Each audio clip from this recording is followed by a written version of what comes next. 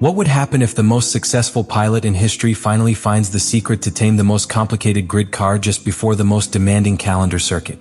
The adaptation was much more difficult than Hamilton himself expected. He came from more than a decade with Mercedes, a team built around his style, his technical communication, and his way of interpreting the car. In Ferrari, on the other hand, he found a different, more hierarchical structure, more rigid in decision-making. Although its incorporation was promoted by John Elkann with a clear support from the board of directors, the operational integration within the Maranello team required a deep cultural adjustment. The way of working in the briefings, the technical decision-making with the engineers, and even the interpretation of the data were substantially different from what I knew. To this was added the media pressure, which in Ferrari is always of another level. Any problem, any error, any misunderstood gesture is disproportionately amplified. And all that resulted in early frustrations, mediocre results in classification, points lost by strategic errors in the race, and a growing feeling that the project was at risk before even really starting. In parallel, McLaren dominated the headlines with their MCL39, a fast, predictable car, and with an enviable development capacity. While Lando Norris led the championship with confidence and Oscar Piastri assured constant podiums, in Ferrari things did not flow. In Australia, Hamilton barely added a point. In China, although an improvement was glimpsed, the results were still far from the expected potential. Ferrari was fourth in builders, with a 165-point deficit compared to McLaren. It was a reflection of the disconnection between what the team had promised internally and what it could really offer on the track. But the most worrying was the lack of initial synergy between Hamilton and the car. The SF-25 did not respond as he wanted, and his aggressive style and braking seemed to go against the inherent characteristics of the new chassis. And yet, something began to change. Because even in the midst of frustration, Hamilton began to do what he knows best: study.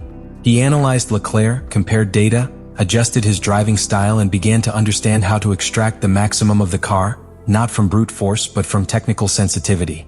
The learning was slow and painful, but it was underway.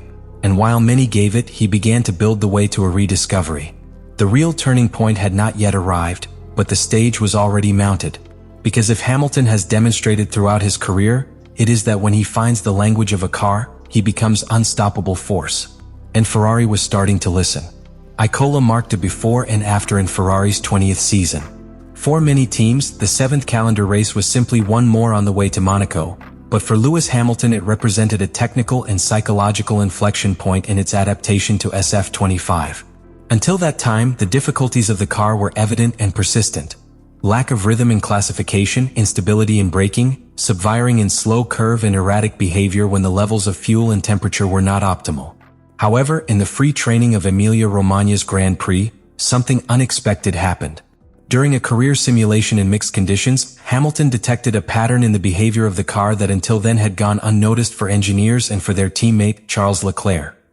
What he discovered was subtle but transformative, a direct correlation between the pressure of the rear brake system and the way the car responded at the aerodynamic level at the curve entrance. This detail, related to the thermal adjustment of the brakes, allowed Hamilton to find an equilibrium peak in the SF-25 that was not based on his time to a return, but on the consistency of the car return after return in stint largo. Through his accumulated experience, he knew how to identify that it was not just to find grip on the front train, but of intelligently managing the temperature in the tires through the mass transfers of the car. This perception allowed him to design a new focus on car configuration, lower frontal aerodynamic load in classification, but a more conservative tuning in race that improved durability and performance in long sections. This adjustment was not immediate or miraculous. He required long sessions in the Maranello simulator, deep discussions with his career engineer, and a gradual modification in his driving style. The accelerator began to release before, use a more fluid path at medium speed, and adjust its braking reference to allow the car to stay inside a much narrower thermal yield window. The remarkable thing is that these changes were led by the pilot himself, something that few in Formula One can do with such depth and precision. In Isola, the fruits began to notice. In the first training, the car was more stable. But it was in the simulations of career rhythm where the SF-25 took a qualitative leap. For the first time, Hamilton reported full confidence in the car in high fuel load conditions, something that had until then a constant headache. The most interesting thing is that this discovery was not replicated by Leclerc. Monegasco, which has a more aggressive and classification style, failed to adapt to that new philosophy of tuning with the same effectiveness. This began to mark an internal gap in Ferrari, not in terms of conflict, but in terms of the technical direction that each pilot was exploring. Hamilton, naturally, was becoming the axis of the development of the SF-25, redefining its limits and taking virtues from a car that seemed condemned to mediocrity. His influence began to also notice in the decisions of the technical team, which began to validate their adjustments more regularly. Even Frédéric Vasseur, who at the beginning of the season insisted on technical continuity, began to open up to the possibility of redirecting part of the development towards the lines suggested by Hamilton. From the outside, this change was subtle. But inside the paddock, the message was clear. Hamilton had found something. It was not a gross speed, nor an instant improvement. It was a deep understanding of the car, a technical symbiosis that allowed him to plan each session with a level of surgical precision. The classification in Imola was not yet perfect, but its career rhythm was consistent, solid, and strategic. More importantly, Hamilton left the weekend with something he did not have since his arrival in Ferrari: a base, one address, a support point to build. With Monaco on the horizon, the discovery could not have arrived at a better time. Because if there is a circuit where the fine understanding of the car makes the absolute difference, it is the Principality. Imola was the awakening. Monaco will be the final judgment. With the technical discovery in Imola still fresh, Lewis Hamilton arrived in Monaco with a totally different perspective than in the first quotes of the championship. It was no longer about surviving the SF-25, but of molding it, adapting it to its piloting and exploiting it in one of the most complex and demanding paths of the calendar. The streets of the Principality do not allow errors or inaccuracies or doubts. Each meter of track requires absolute trust, and that only has who really understands how his car responds in each scenario. And Hamilton, for the first time in the season, felt that I had control. The urban circuit of Monaco is a supreme precision test. Its narrowness, the proximity of the walls, the absence of escapes, and the constant need to manage the balance between traction and aerodynamic support make the pilot and the car must be in complete harmony. And that is what Hamilton managed to convey during sessions prior to the Grand Prix. From the first free training, he showed a measured aggressiveness, an ability to approach the limit without exceeding it, and an understanding of the behavior of the SF-25 that he had not shown in any other scenario. The car, which until just a few weeks ago was unpredictable in slow and fragile curves and braking, now behaved with stability and precision. Not because he had changed radically, but because Hamilton had learned to handle his nuances. In classification, the SF-25 was no longer a problem, but a tool.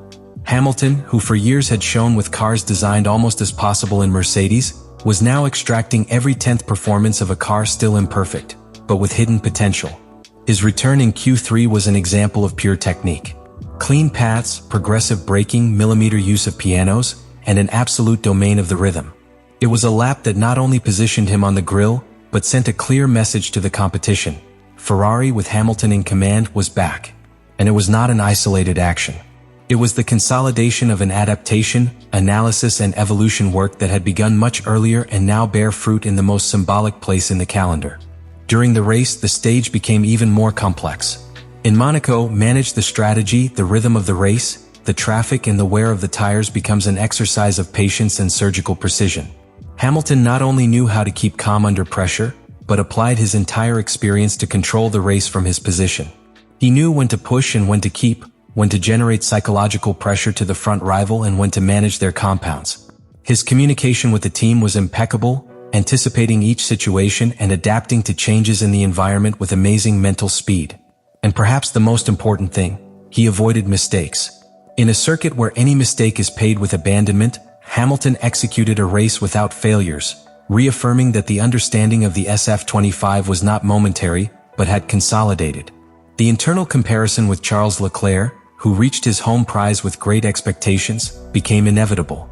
While the Monegasco struggled to find rhythm and showed insecurity in certain sections, Hamilton remained firm, making a difference not only in times but in the presence. Ferrari finally had a clear leader on the track. And beyond the final result in terms of positions, which was clear in Monaco, was that Hamilton had taken control of the project. He was no longer the pilot who came to integrate into a team with different processes, but the protagonist of a technical and cultural transformation within the team. The story of Hamilton and Ferrari is still in its first chapters, but Monaco symbolizes the moment when the script changed, where doubts became certain, frustration in motivation, and domain adaptation. What happens from now on will depend on many factors, But if something is clear is that Hamilton has recovered the connection with its machine, and when that happens the rest of the paddock must worry. Because a comfortable, confident and competitive Hamilton is not just a rival, it is a constant threat. Monaco was not an end point, but the beginning of something much bigger. And now, with the SF-25 finally under control, the championship enters a new phase. A phase where Ferrari finally dreams again. Monaco has not been just one more circuit. It has been an exact thermometer of the current state of the relationship between pilot and machine. What was perceived there was a Ferrari with direction, with focus, with real potential to dispute victories. But even more, it was the confirmation that Hamilton has broken the initial adaptation barrier and has taken a step towards total control of its new environment. He is no longer learning to drive the Ferrari. It is molding its evolution. He is leading the technical narrative of a team that had not unified his internal talent under a clear and attainable objective. And this is where the question appears that every fan of Formula One cannot be avoided. Are we facing Ferrari's definitive resurgence? Has the time come when Hamilton, aboard a red car, fight face-to-face with Verstappen, with Norris, with Russell for more than sporadic podiums? If what is shown in Monaco is the starting point and not a mirage, the championship could take an unexpected turn. Because a competitive Hamilton with a team aligned behind him is a dangerous combination. And if that binomial has come to stay, the consequences for McLaren, Mercedes and Red Bull will be huge. Subscribe to not miss the next videos. Can Ferrari hold this impulse? Can Hamilton convert revelation into domain? We will discover it in the next curves.